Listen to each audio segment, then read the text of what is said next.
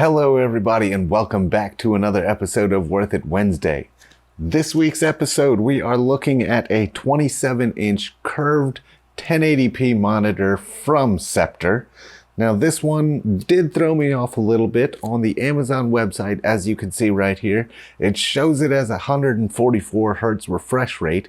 However, all over the box it does claim that it does 185 Hz in refresh rate. Also on this episode we've got a little bonus. Since you can tell behind me we are setting up more than just one of these monitors. We are going to be testing these.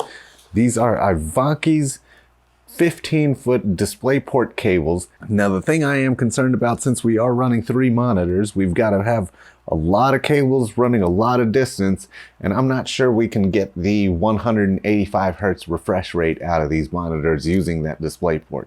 Now we are going to attempt that, and hopefully we can at least get our 144 Hz refresh rate.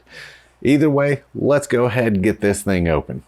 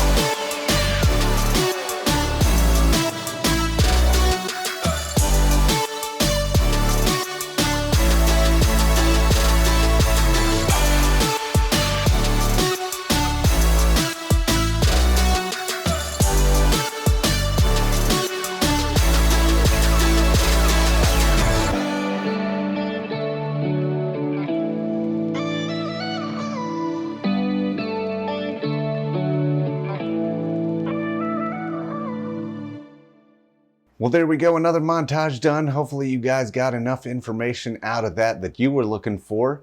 If you didn't figure out what we are going to be reviewing next week, I'll go ahead and give you one last hint. Pretty sure you guys are smart and have already figured it out way before that last little hint there. All right, now I'm hoping that last little bit of that montage kind of gave you a description of what we're going to be talking about here in the final synopsis of this monitor. With so many different options out there as far as monitors going, what kind of refresh rates you've got, what kind of response time, the size, etc., LED, LCD, OLED, we could go on for days. You really got to choose which kind of requirements you are looking for as far as your particular gaming and what kind of experience you are looking for. Now in our particular instance, we were looking for a higher refresh rate and a better response time out of our monitors. If you haven't noticed by last video, I am still a big proponent of 1080p gaming. Looks like they have kind of ironed out 4K gaming finally, so maybe here shortly we will upgrade to the 4K, go ahead skip 2K altogether, or 1440p, and make that jump into a higher resolution. Now taking a look at my old configuration here that we used to have just a couple months ago, you can see that I was still running 3 monitors off of a single graphics card, but we were looking to upgrade to something that was a little bit more uniform across the spectrum. And since also 2 of those monitors were damaged, one of them with the color being off and there was a couple cracks on the right screen, we were trying to look for something that we can get multiple monitors out of and still be reasonably cost effective overall. Now in my particular instance, we were looking for that higher refresh rate so that, you know, when you get your increased frames, you can actually physically see those and you're not capped at a 60 Hertz monitor, which really just bounds you to that limitation of how many frames it can show. The other main thing that we were looking at was the response time of this monitor. It does have a 1 millisecond response time, which is a lot better than the 4 or 5 that you typically get with your cheaper budget monitors. And then the final thing that we were looking for, since real estate on top of our desk was very limited, we were looking for a way to mount these, and they do come with the 75mm VESA compatibility. So now that we captured the 3 items that we were looking for in our particular instance, let's go ahead and answer the most important questions that we do on Wednesdays. Overall, were these monitors worth it? All right, now in my personal opinion, if you're looking for just 1 or 2 monitors, or maybe even something that's just ultra wide, I would honestly not recommend these monitors. Sorry, Sceptre, but there were a few things that we were looking for that just didn't pan out overall. Now, out of LCD monitors, LED monitors, OLED, and IPS monitors, I really do miss my IPS monitor from my old configuration. Now, while these monitors do have that high refresh rate, do have that good response time, and are pretty big overall, the issues that I have overall with this LED monitor is, since it does use LED, it does seem to have the issues where the colors are a bit muddied and the clarity or crispness of the picture isn't really there. Now, knowing that the crispness and the quality is not there, if you are looking to spend under $200 for a monitor, these are pretty good to get you in the door, get you out of the gate and running. Now, since these monitors do have a pretty high refresh rate and a low response time, you don't get too much of the ghosting when you do move around your windows, around your display. Now, if we were going to be able to get these features and upgrade to an IPS or OLED screen, it would drastically increase the price.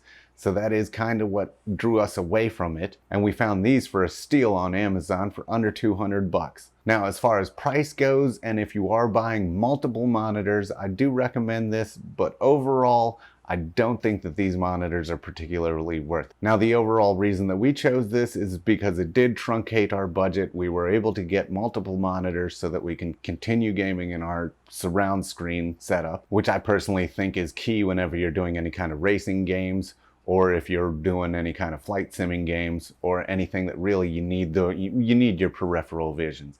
I also think that it does benefit in first-person shooters, but that's my personal opinion. Now, if you are looking for something that doesn't need to be VESA mounted, there are a lot more monitors out there. Once you take out that feature, for some reason it seems to drastically reduce the price, so you can get an even better monitor for a lot less overall. But since we needed the VESA mounting, it was just a matter of weighing out the pros and cons, what features we were looking for in our particular instance, and making a reasonable choice. So I guess overall, for the conclusion on this one, I would probably say avoid this unless you're really trying to get a lot of real estate for real cheap and be able to mount it since you have very limited real estate. Outside of that, I don't think I can really add anything much else to this video. I appreciate you guys joining me this time around. Let me know what you think about multiple monitor setups and or how you guys decide how you buy your monitors. Stay tuned next week because we are not reviewing this thing that I just pointed at.